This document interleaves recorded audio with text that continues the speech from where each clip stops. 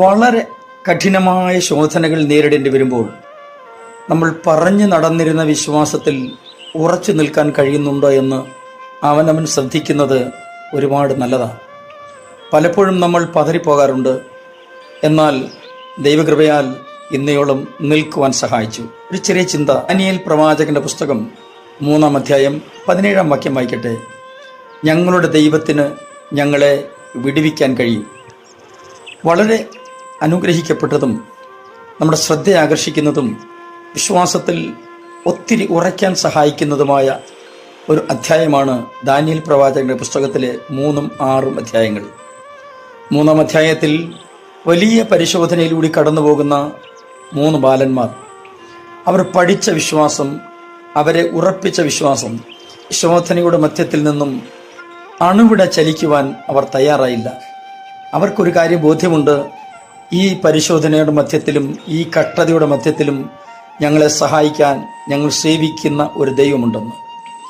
പ്രിയരെ, ഒരു കാര്യം ഉറപ്പായിട്ടും പറയാൻ കഴിയുന്നത്, എത്ര കഠിനമായ പരിശോധനകളുടെ മധ്യത്തിലും നമ്മളൊക്കെ പലപ്പോഴും പിടിച്ചു നിന്നത് നമ്മുടെ ബലം കൊണ്ടല്ല, മറിച്ച് കൃപയാൽ ദൈവം നമ്മെ നിർത്തി. കഷ്ടതയിലൂടെ കടന്നു പോകുന്ന ഒരു വ്യക്തിയും വിശ്വാസത്തിൽ, അതെ, യേശു ക്രിസ്തുവിലുള്ള പരിപൂർണമായ വിശ്വാസത്തിൽ ഉറച്ചു നിൽക്കുമെങ്കിൽ തീർച്ചയായിട്ടും ആ കഷ്ടതയുടെ അവസാനം നിങ്ങൾ ശവപ്പെട്ടിയിലേക്കായിരിക്കില്ല പോകുന്നത്. ആ കഷ്ടതയുടെ അവസാനം നിങ്ങൾ പ്രാർത്ഥിച്ചതും ആഗ്രഹിച്ചതുമായ ആ നന്മയുടെ അനുഭവത്തിലേക്ക് ദൈവം നിങ്ങളെ വഴി നടത്തും. ഒട്ടും ഞാൻ ആദ്യം സൂചിപ്പിച്ചതുപോലെ പതറിപ്പോകും പെട്ടെന്ന്. പക്ഷേ പതറരുത്. ദൈവം ഇന്നും നമുക്ക് വേണ്ടി ജീവിക്കുന്നു. യേശു ഇന്നും നമുക്ക് വേണ്ടി ജീവിക്കുന്നു. ആകയാൽ ഭാരപ്പെടരുത്. ഒരു കടങ്കഥ കുത്തി നിറച്ച പുസ്തകമല്ലല്ലോ വിശുദ്ധ ബൈബിൾ.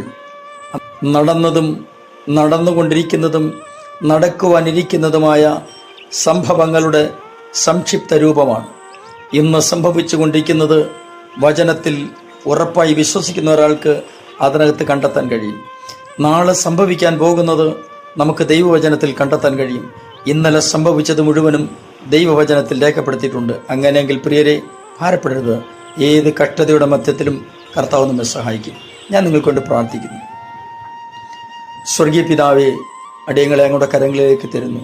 ഞങ്ങളുടെ വിശ്വാസത്തിൻ്റെ പരിശോധനയിൽ ഉറച്ചു നിൽക്കാനുള്ള ദൈവകൃപ തന്ന് ഞങ്ങളെ സഹായിക്കണമേ. യേശു ക്രിസ്തുവിൻ്റെ പരിശുദ്ധ നാമത്തിൽ തന്നെ, ആമേൻ. Thank you for watching. God bless U.